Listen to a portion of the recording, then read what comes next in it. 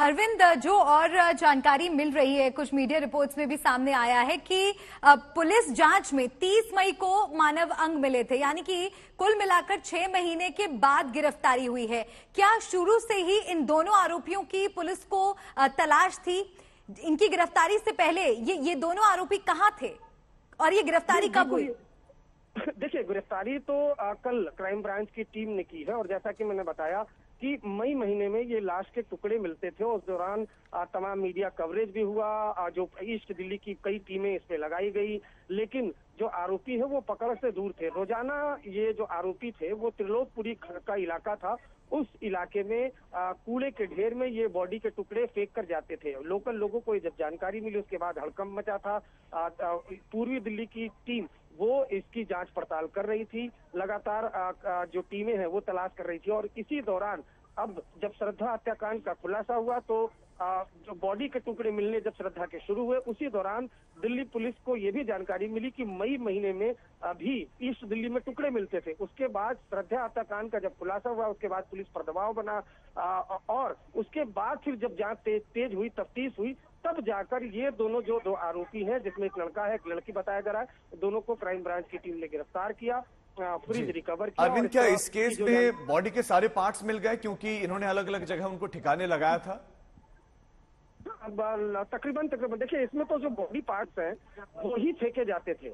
आपको बताऊं, जो मई के महीने में जो आरोपी थे वो बॉडी के टुकड़े फेंकते थे, तो बॉडी के टुकड़े तो रिकवर हुए ही थे और उसको कायदा एफएसएल उसी दौरान जो दिल्ली पुलिस की टीमें हैं उन्होंने एफएसएल में भेजा था उसकी जांच पड़ताल करने के लिए। तो बॉडी के टुकड़े तो एक एक करके ये जो तमाम आरोपी थे वो फेंकते थे और वो बॉडी के टुकड़े ही दिल्ली पुलिस को सिर्फ रिकवर हुए थे, लेकिन वो बॉडी का टुकड़ा किसका था उसकी पहचान नहीं हो पाई थी, नंबर एक। नंबर दो, कौन लोग थे जो ये टुकड़ा फेंकते थे इसकी पहचान नहीं हो पाई थी। तो इस बात का खुलासा क्राइम ब्रांच की टीम ने कड़ी मशक्कत के बाद सीसीटीवी इलाके के जो एरिया के सीसीटीवी है उसकी मैपिंग की गई, उसके बाद ये मैपिंग के बाद इस केस का खुलासा हुआ।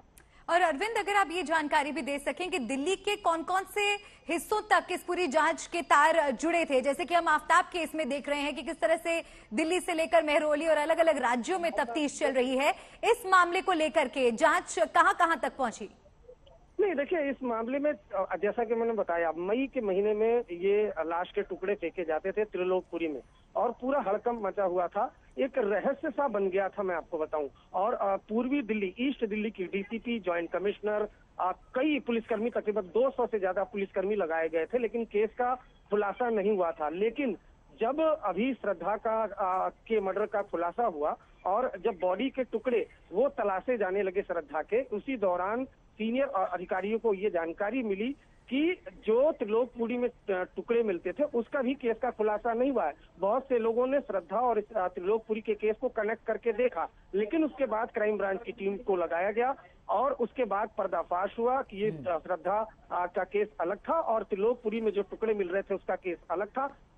जो त्रिलोकपुरी में टुकड़े मिले थे वो दरअसल अंजन दास के थे। अंजन दास की हत्या एक लड़के और लड़की ने मिलकर की थी, घर के अंदर उसका मर्डर किया था, उसकी लाश के टुकड़े किए थे और टुकड़ों को फ्रिज में रखा था। रोजाना जो टुकड़े थे वो फ्रिज से निकालकर त्रिलोकपुरी इलाके में फेंका करते थे। तो इन तमाम सबूतों के बाद लड़का और लड़की को गिरफ्तार किया गया है, उससे पूछताछ क्राइम ब्रांच की टीम अभी कर रही है और 1 बजे के लगभग, जैसा कि मैंने बताया, क्राइम ब्रांच आप बता रहे हैं कि 1 बजे अरविंद एक इंपॉर्टेंट प्रेस कॉन्फ्रेंस होने जा रही है, लेकिन अंजन दास के बारे में और क्या इन्फॉर्मेशन मिल पाए हैं कि ये कहाँ के, मतलब कहाँ से आए, दिल्ली में ही के रहने वाले हैं या कहीं और से आए थे, क्या काम करते थे, कुछ इस बारे में इंफॉर्मेशन है? नहीं, अभी देखिए, ये पांडव नगर इलाके में रहते थे, ये जानकारी अभी तक मिल पाई है। जो हमें क्राइम ब्रांच के सूत्रों के जरिए जानकारी मिली है कि ये दिल्ली में ही रह रहे थे। अभी तक की जो शुरुआती जानकारी है मिली है उसके मुताबिक क्या करते थे क्या नहीं करते थे इसका खुलासा, चूंकि अभी तफ्तीश चल रही है इनिशियल स्टेज पर, इतना जरूर हमें क्राइम ब्रांच के सोर्सेज ने बता दिया है कि इन दोनों को गिरफ्तार कर लिया गया है और जो फ्रिज जिसमें बॉडी के टुकड़े रखे जाते थे वो भी रिकवर कर लिया गया है। सीसीटीवी भी एविडेंस के तौर पर सीज किए गए हैं। आज तक के पास वो सीसीटीवी भी है जिसमें दोनों आरोपी दिखाई दे रहे हैं। तो पूरा खुलासा जो है वो क्राइम ब्रांच की टीम करेगी। अभी भी तफ्तीश जो है वो जारी है, कुछ और चीजें कलेक्ट करनी है। शायद यही वजह से 1 बजे का टाइम क्राइम ब्रांच के अधिकारियों ने दिया है कि 1 बजे इस पूरे हत्याकांड से पर्दा उठाया गया। जी अरविंद, आप बने रहिए हमारे साथ। दो तस्वीरें अब हम आपको दिखा रहे हैं यहाँ पर। जैसे कि हमारे सहयोगी अरविंद आपको लगातार पांडव नगर में जो हत्याकांड हुआ था, ये भी मई महीने में हुआ था, उससे जुड़ी जानकारी बता रहे हैं। बताया जा रहा है कि 2 आरोपी जो इस पूरे मामले में संलिप्त थे, उनकी गिरफ्तारी हो चुकी है। दोपहर 1 बजे का इंतजार करना होगा जब पुलिस प्रेस कॉन्फ्रेंस करेगी और एक एक जानकारी आपके सामने हम रखेंगे। लेकिन दूसरा मामला यह है, श्रद्धा मर्डर केस में आरोपी आफ्ताब का आज फिर रोहिणी एफएसएल में पॉलीग्राफी टेस्ट होना है और दिल दहला देने वाली राजीव ये दोनों वारदातें हैं। श्रद्धा मर्डर केस से पूरा देश अभी तक जो है पूरी तरह से हिला हुआ है, भीतर तक सभी को झकझोर दिया। और एक और मामला इसी तरह का सामने आया है। बहरहाल आफ्ताब मर्डर श्रद्धा मर्डर केस में आफ्ताब से एक बार फिर से पूछताछ, पॉलीग्राफी टेस्ट। हिमांशु मिश्रा हमारे संवाददाता इस खबर पर ज्यादा जानकारी देने के थोड़ी देर बाद जुड़ जाएंगे, लेकिन उनसे जानते हैं कि इस वक्त क्या कुछ चल रहा है। पांडव नगर में भी एक इसी तरह का वाकया सामने है जहां पर एक शख्स को मौत के घाट उतार दिया गया।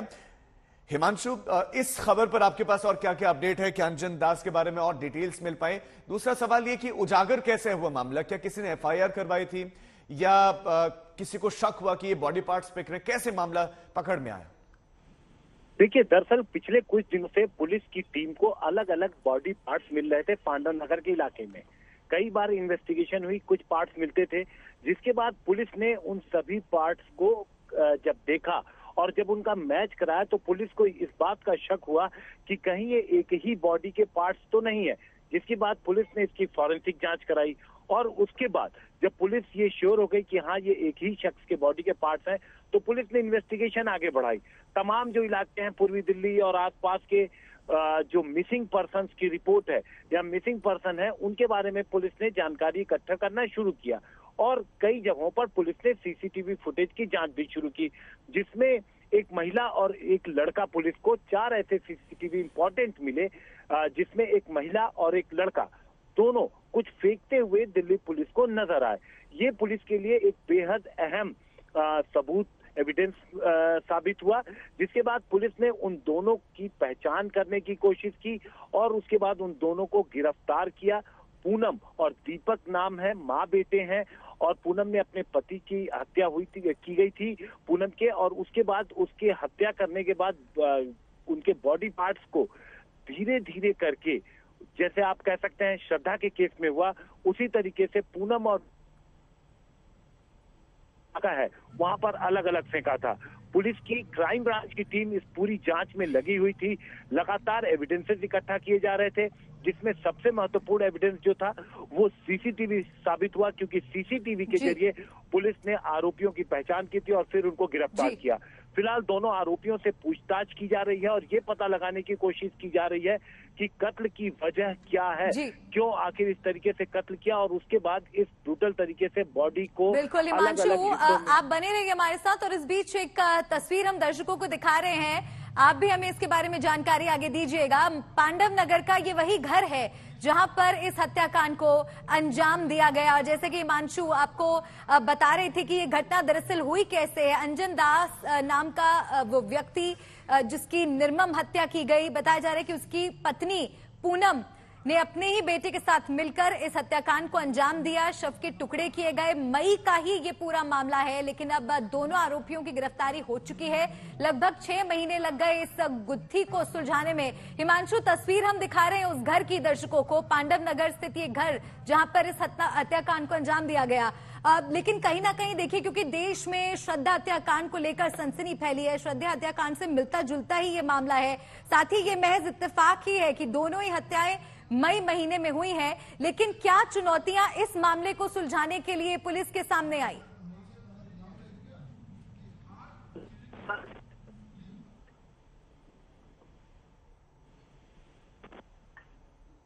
लगता है हिमांशु तक मलिका आवास नहीं पहुंच रहे हैं।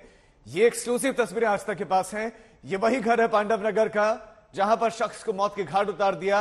मारने वाला कोई और नहीं, परिवार के सदस्य, मां और बेटे, यानी कि अपने पति का कत्ल किया, बेटे ने अपने बाप का कत्ल किया और उसके बाद से शरीर के हिस्सों को एक दूसरे जो है अलग अलग जगहों पर फेंका ताकि किसी तरह से इस पुलिस तक की बात ना पहुंचे, वो बचे रहें।